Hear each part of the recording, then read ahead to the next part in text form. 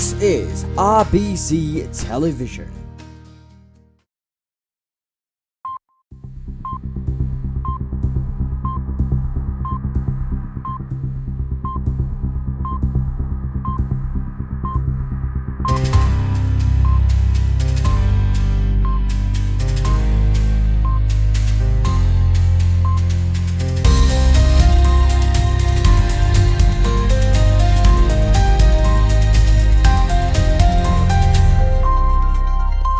Newsroom.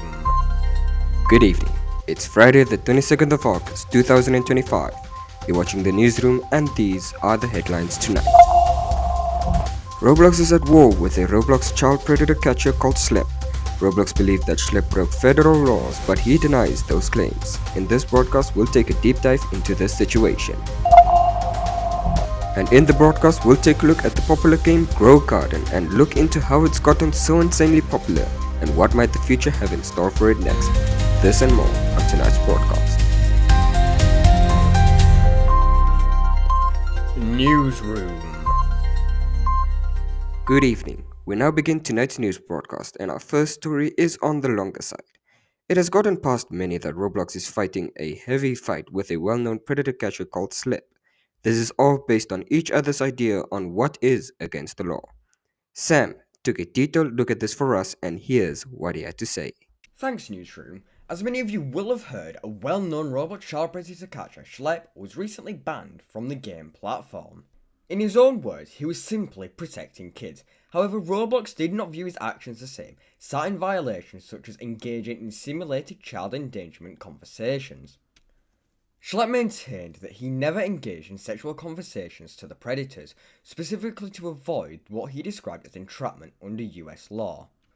Roblox further accused him of sharing or soliciting personally identifiable information, after he reported groomers to law enforcement and allegedly arranged meeting spots for the arrests. Meanwhile, Roblox maintains in their cease and desist notice that Roblox is committed to aggressively combating illegal and harmful conduct, including child exploitation. Critiques, however, argue that banning someone who is attempting to expose child predators contradicts their mission directly. In response, within hours, members of the online gaming community showed their outrage, from ex-posts calling Roblox out, to giant names from predominantly non-Roblox creators like No Texas Beach, speaking out against Roblox, showing that in cases, Roblox have prioritised profits over child safety. Which raises the question, why did Roblox ban him? And I think I know the answer. Because Roblox's decision isn't just about Schlep, it's part of a pattern. And there's 3 other cases where Roblox has prioritized profits over child. I hope you see how this is complete bull. According and pursuant to Roblox's policies, Roblox will be closing your account. Getting even better. You silence people, Roblox, you want to know what you get? You get an even big problem. Other big names like Flamingo also expressed their frustration, claiming that Roblox often ignores these reports until creators spotlight them in videos that reach thousands, if not millions, of viewers. This conflict highlights a much wider debate.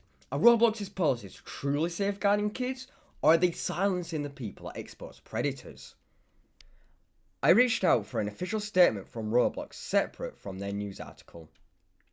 A spokesperson from Roblox responded, "Taking the law into your own hands isn't safe in the real world, and it's not safe online. That's why we work with law enforcement to hold bad actors accountable. Many experts agree independent actors impersonating others and luring users to other platforms for sexually explicit conversations can never be safe. These experts, with whom we work closely, agree the best way to remove and hold accountable bad actors for behaviour on our platform or others is different. Report them to Roblox or law enforcement so they can be held accountable. In collaboration with experts, Roblox will continue innovating new tools to make our platform even safer." In the same email, they added that Roblox is concerned about the way vigilantes are centered around the way they can operate, including sharing personally identifiable information, misrepresenting their ages, and leading users to other platforms to have sexually explicit conversations. They further stated their methods often result in delayed reporting to us, which just leaves bad actors on the platform longer, and does not provide companies like ours with all the necessary information we need to take action. Roblox also noted that other big platforms like Discord, YouTube, Snapchat, TikTok, and Reddit have similar policies in place. However, on the 14th of August, controversy reached a whole new level when Attorney General Liz Murrill officially filed a lawsuit against Roblox to the 21st Judicial District Court in Livingston Parish, Louisiana. She described Roblox as a perfect place for paedophiles because of how simple it is to groom, prey, and exploit minors. In the lawsuit, she accuses Roblox of facilitation and distribution of child sexual abuse material, better known as CSAM, further stating, for years, defendant has knowingly enabled and facilitated the systematic sexual exploitation and abuse of children across the United States, including in Louisiana. Through willful disregard and deceptive practices, defendant has permitted and perpetuated an online environment in which child predators thrive, directly contributing to the widespread victimization of minor children in Louisiana. I interviewed some people in a Roblox experience dedicated to the Free Schlep campaign, and this is what people had to say. What do you think of this ban?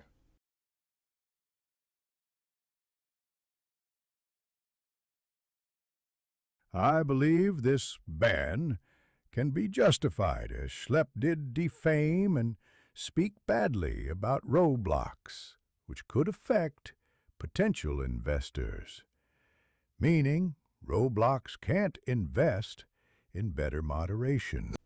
Okay, should the CEO be removed? No, you can't hold one person accountable when there is an entire team of directors and executives. Anything else you'd like to add? Stop accusing people and actually do research. I do not support bad actors.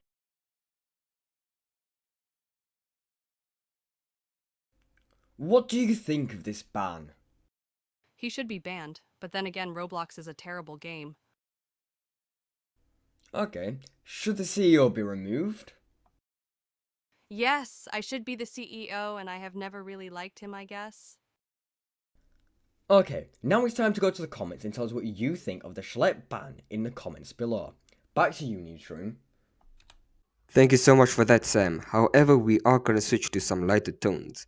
The game Grow Garden has quickly managed to nail the spot as Roblox's #1 game. What is the game though?